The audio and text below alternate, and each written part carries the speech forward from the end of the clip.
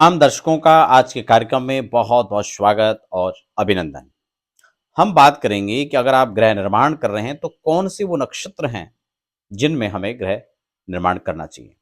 यानी आप भूमि पूजन कर रहे हैं, पहले इसको समझिए। कई कई कई बार हम लोग सोचते हैं कि जब हम गड्ढा खोद रहे हैं वो दिन कुछ अलग हो, जिस दिन हम भूमि पूजन करें वो दिन कुछ अलग हो।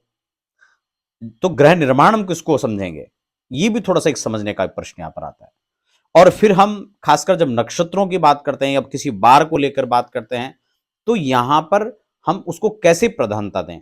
और खासकर जो बहुत महत्वपूर्ण चीज है वो टाइमिंग, कौन सा समय, कौन सी दिशा के अंदर हमें पूजन करना है।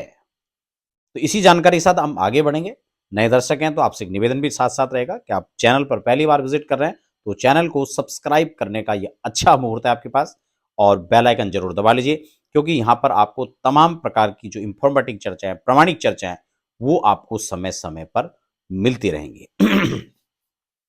अब देखिए यहाँ पर बृहद अवकड़ा चक्रम एक यहाँ पर एक पुस्तक है जो बहुत बेसिक पुस्तक है, लेकिन ज्योतिष की शुरुआत के दिनों में जब ज्योतिष पढ़ाई जाती है तो इस पुस्तक को सबसे पहले पढ़ाया जाता है।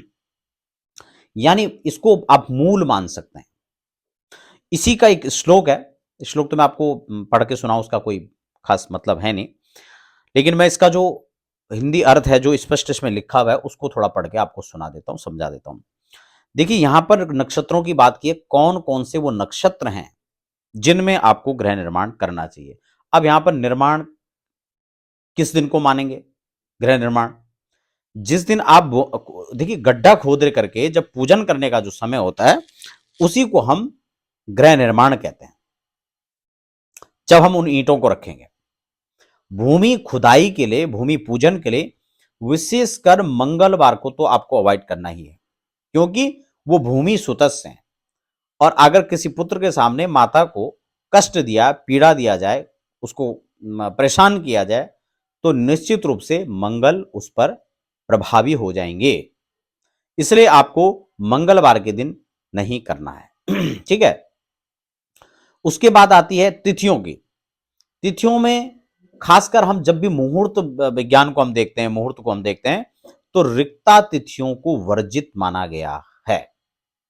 अब नक्षत्र को समझ लेते हैं, और नक्षत्र से भी खास बात मैं आपको बताऊं, पंचांग शुद्धि हमें प्रॉपर चेक करना है, और अपने स्थानिक सूर्योदय के अनुसार आप वहां का टाइमिंग निकालें कि किस लगन के अंदर आपको गृह निर्माण करना है। कई बार भूल करके हमें ऐसे समय में हम गृह निर्माण कर देते हैं कि हमारा काम खत्म होने पर ही नहीं आता है, काम पूरा ही नहीं होता है, कंप्लीट नहीं होता है, और कई प्रकार की समस्याएं हमें फेस करनी पड़ती हैं। इसलिए इस चीज का ध्यान रखें, जब भी आप मुहूर्त करते हैं तो आपको प्रॉपर उसके लिए एक मुहूर्त का चयन करना चाहिए, और अपनी राशि के अनुसार करना चाहिए। राशि से गोचर के चंद्रमा 4, 8 और 12वीं राशि पर बिल्कुल नहीं होना चाहिए, यह आपके लिए लॉस, घाटे का सादा सौदा हो सकता है। ठीक है। अब यहां नक्षत्रों को समझ लेते हैं। नक्षत्रों का अलग अलग वर्गीकरण किया गया। मुहूर्त चिंतामणि से मैं आपको पहले ये बात बता चुका हूं। इसमें हस्त नक्षत्र को अच्छा माना गया है। इसके बाद पुनर्वसु नक्षत्र को अच्छा माना गया है।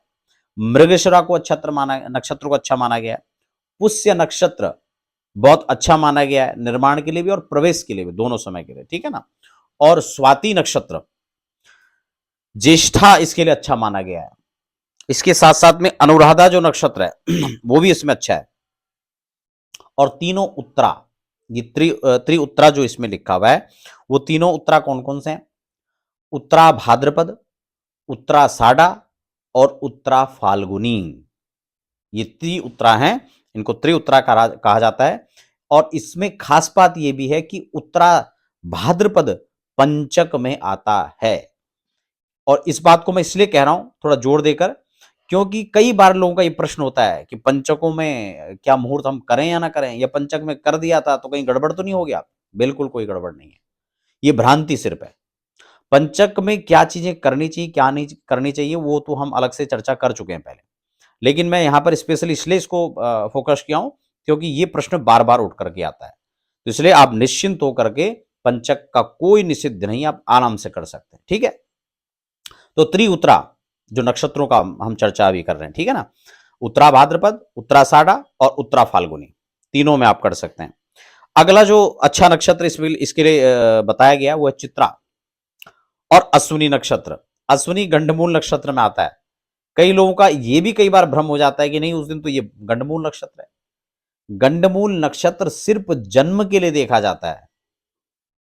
किसी बच्चे को जन्म अगर हुआ हो उस नक्षत्र में, या सी सेक्शन आदि करवा रहे हो, सीजेरियन के द्वारा डिलीवरी हो रही हो, तो उस दिन अवॉइड करना चाहिए। ठीक हो गया ना? ठीक हो गया।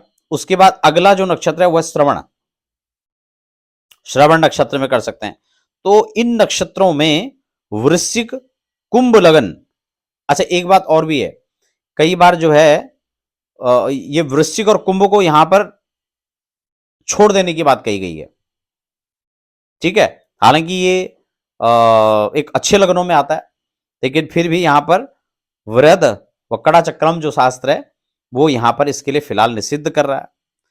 का इसको छोड़ करके, इन दोनों लग्नों को छोड़ करके शेष लग्न में, ठीक है ना, इसमें 2 का निषिद्ध है, हालांकि और भी निषिद्ध लग्न है यहां पर, लेकिन उनकी चर्चा फिलहाल यहां पर नहीं किया गया है। और रिक्ता वर्जित तिथि में, जिस रिक्ता की मैंने शुरुआत में बात करी, ठीक है ना, वो रिक्ता यहां पर वर्जित माना गया। अब रिक्ता तिथियां कौन कौन से उसको थोड़ा समझ लेते हैं। आपका चतुर्थी तिथि, नवमी तिथि, क्योंकि ये नवमी में इसलिए कह रहा हूं, कई लोग कहेंगे राम नवमी है, दुर्गा नवमी है, या और भी नवमियां हैं, स्पष्ट यहां पर मना किया गया है। ठीक है ना, तो प्रश्न खत्म हो जाता है, कई बार लोगों का वो प्रश्न रहता है। तो रिक्ता तिथि और अमावस्या को भी, रिक्ता अमावस्या, ठीक है, इन तिथियों पर यहां पर जो है वर्जित माना गया है। और शुक्र, शनि, बुध और सोमवार के दिन अनुकूल चंद्रमा रहते हुए, अभी देखो यहां पर शुक्र बताया गया है, शनि बताया गया है, बुध बताया गया और सोमवार बताया गया। अब इसमें छूट क्या गया? मंगल छूट गया आपका, बृहस्पति छूट गया। हालांकि बृहस्पति का इतना वो नहीं है, मुख्य रूप से आप मंगल को समझे, मंगल को छोड़ देना है, और रविवार को भी हो सके तो अवॉइड कर लीजिए। ठीक है, बाकी से सभी बारों में हो सकता है। और उसके अतिरिक्त का अनुकूल चंद्रमा रहने से, अर्थात सम्मुख और दक्षिण हो तो सूतिका आदि के लिए ग्रह बनवाना पंडितों ने शुभ कहा है। ये तो ग्रह की, खासकर चंद्रमा की सिचुएशन राशि से 4, 8, 12 नहीं होना चाहिए, इस बात को ध्यान में रखना है। अदरवाइज तो आप अन्य चंद्रमा को ले सकते हैं। और किन किन महीनों के अंदर करना चाहिए, किन किन महीनों के अंदर नहीं करना चाहिए, चाहे गृह प्रवेश हो या गृह निर्माण हो, आप इसके लिए मैंने एक अलग से फोल्डर, अलग से चैप्टर बना रखा है। आप हमारे चैनल पर प्लेलिस्ट में जाएंगे तो वहां पर गृह निर्माण की और भी विस्तृत आपको जानकारियां मिलेंगी। आज हमारा फोकस मुख्यतः नक्षत्र पर आधारित था, लेकिन यह भी नहीं है कि इन नक्षत्रों के अतिरिक्त किसी पंचांगकार ने मुहूर्त दिया है तो वो नक्षत्र में हमें नहीं करना है, क्योंकि हमें पूरी पंचांग शुद्धि देखना है। अगर एक चीज उसमें उतना अनुकूल नहीं है, बाकी सारी चीज अनुकूल है, राशि के अनुसार अनुकूल है, तो आपको उस दिन को करना चाहिए, उस दिन को सिलेक्ट करें। तो ये हमारा आज नक्षत्र पर आधारित कार्यक्रम था। फिलहाल बने रहें और हमें दीजिए इजाजत। आप सबको मंगल कामनाएं। राधे राधे।